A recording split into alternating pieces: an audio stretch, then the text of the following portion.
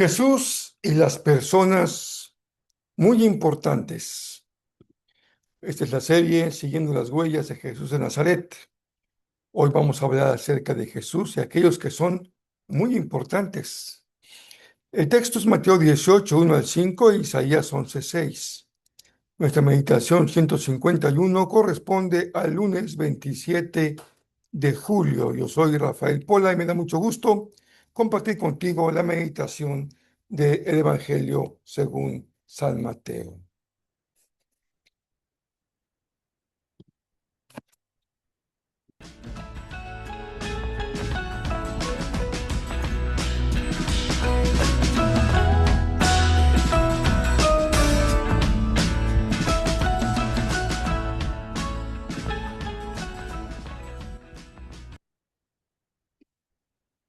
Estamos ya en estos días finales del mes de julio, casi terminando el mes, y no queremos olvidarnos de orar y de apoyar a quienes están sufriendo todavía, y lo será por mucho tiempo, lamentablemente, las consecuencias del temblor terrible que hubo en Venezuela.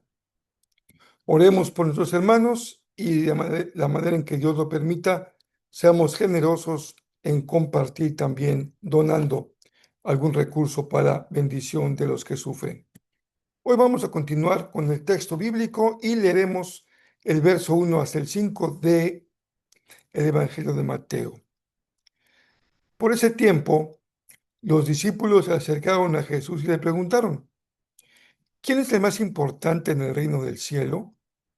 Jesús llamó a un niño pequeño y lo puso en medio de ellos, y entonces dijo: les digo la verdad, a menos que se aparten de sus pecados y se vuelvan como niños, nunca entrarán en el reino del cielo. Así que el que se vuelva tan humilde como este pequeño es el más importante en el reino del cielo. Todo el que recibe de mi parte a un niño pequeño como este, me recibe a mí. Sin duda que, como en otras ocasiones también hoy, nos encontramos con un pasaje conocido y que solemos escuchar enseñanza respecto a, a él, a este texto al que estamos refiriéndonos en este momento justamente.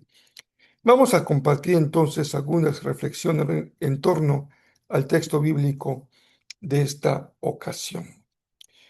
Las personas VIP, de la expresión en inglés, personas sumamente importantes, es alguien que recibe un trato preferencial. Son personas con acceso exclusivo y atención personalizada a algunos eventos. Pueden emprender algunos viajes solamente para ellos, hoteles dispuestos en habitaciones y amenidades para ellos, o también negocios. Todo en función de su relevancia social, política, económica o profesional. Aunque el término surgió originalmente en el ámbito militar y diplomático para identificar a altos funcionarios que requerían una logística y seguridad especiales, hoy se utiliza ampliamente en el mundo del entretenimiento y los servicios para distinguir a clientes o invitados de alto valor. Es algo muy propio del mundo de hoy. Y frente a esta lógica del mundo, nos preguntamos en la meditación de hoy si existe algún tipo de mérito o de escala de importancia en el reino de los cielos, o si todos somos absolutamente iguales en el reino. Cuando los discípulos se acercan a Jesús para preguntarle quién es el más importante en el reino, lo interesante es que Jesús no rechaza la inquietud, al contrario, le da pie y le da entrada para ofrecer una respuesta profundamente coherente con la totalidad de su enseñanza, como hemos visto, evangelio tras evangelio. En el reino de Dios, pongamos atención hoy sobre esta enseñanza, sí hay un principio de grandeza, y esa cualidad que hace a un discípulo verdaderamente importante en el reino es la humildad. Para ilustrarlo, Jesús coloca a un niño en medio de ellos. No lo hace apelando a una inocencia romántica o a una pureza moral abstracta del niño. Pues bien, sabemos que los niños también tienen sus propios defectos, los cuales dejamos de lado el día de hoy para concentrarnos en la enseñanza principal de esta ilustración de Jesús. En la sociedad del siglo I, un niño no gozaba del estatus idealizado que le atribuimos en la modernidad. El niño ocupaba el nivel social más bajo, carecía de estatus legal, de influencia, de derecho, y no tenía cómo tener acceso a la propiedad o ningún poder de autopromocionarse. Por ello, cuando Jesús pone a un niño como modelo, está apelando a una situación objetiva que los discípulos conocen. Un niño es altamente vulnerable, dependiente de los adultos y sin ningún tipo de prestigio.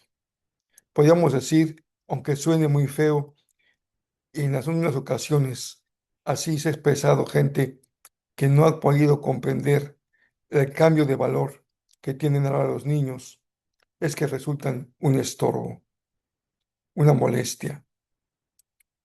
Esta enseñanza implica, en primer lugar, un cambio radical de perspectiva. Esto es seguir a Jesús, fíjense, una y otra vez lo tenemos que subrayar. Un giro también radical de dirección en la vida que rompe de manera clara y definitiva con la búsqueda de un estatus, de un rango, de un protagonismo o de una posibilidad de dominación. Exige el llamado radical del discipulado, una autohumillación voluntaria, un despojo, un inclinar la cerviz frente a quien tiene autoridad. No consiste, sin embargo, esta actitud del discípulo en un sentimiento de inferioridad, no porque no valga, ni una falta de autoestima, no porque se le dé valor a sí mismo, sino en la renuncia deliberada a usar la posición o el poder para el beneficio propio. Y hay quienes, subiéndose a un tabique, se marean y pierden la dimensión de la realidad. Y déjeme decirlo con claridad, en el ámbito espiritual, en el ámbito religioso, también hay quien pierde el equilibrio por una pequeña dosis de poder, o de estatus, o de autoridad. Pero recibir el reino no se trata de ningún beneficio de estatus a cambio de seguir a Jesús. Pensemos en la vida práctica. ¿Cómo podemos poner por obra una vida a la luz de este principio? Cuando el principio de la humildad viene a ser una realidad, este transforma por completo las relaciones cotidianas en las que vivimos cada uno de nosotros. Pensemos en el hogar.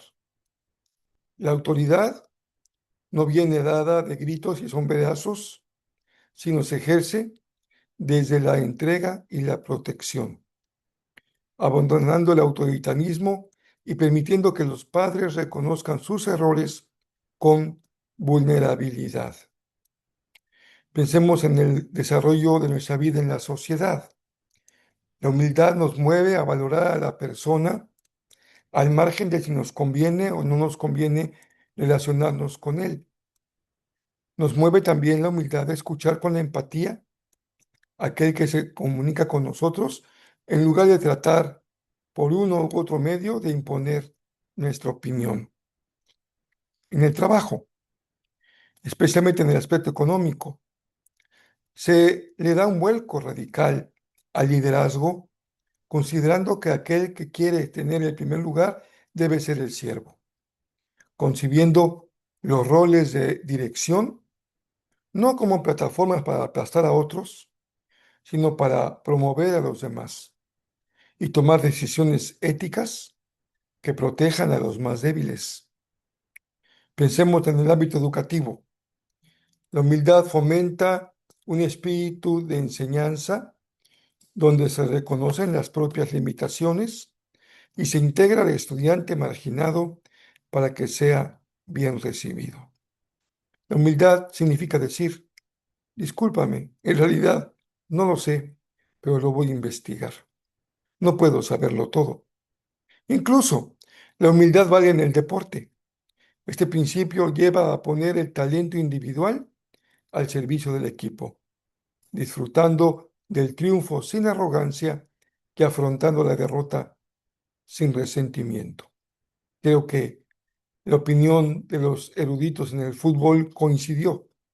España fue un gran campeón, un gran equipo, porque fue un equipo. Todos jugaban para el equipo y se requiere humildad para hacerlo. La visión del reino desmantela las jerarquías de poder egoístas y las sustituye por relaciones fundadas en la dignidad y el cuidado mutuo, anunciando aquella armonía profética en la que el lobo y el cordero conviven en paz y un niño pequeño los guía a todos. En la cultura de Dios, que es el reino, la verdadera importancia no se mide por a cuántos has logrado dominar, sino a cuántos estás dispuesto realmente a servir y ayudarlos a crecer. Ya les citaba yo este pasaje de Isaías, capítulo 11, versículo 6. En ese día el lobo y el cordero vivirán juntos, y el leopardo se echará junto al cabrito. El ternero y el potro estarán seguros junto al león, y un niño pequeño los guiará a todos. Hoy les comparto una frase memorable del pastor Rick Warren que sobre esto escribió. La humildad no consiste en pensar menos de ti mismo, sino en pensar menos en ti mismo. Espero que tengan una semana, un inicio de semana muy bendecido, con muchos proyectos, con muchos logros en puerta, con muchos desafíos y oportunidades de crecimiento y de servicio, sabiendo que en el reino de Dios la persona más importante se mide por la humildad. Que Dios les bendiga muy ricamente. Un fuerte y cariñoso abrazo para cada uno.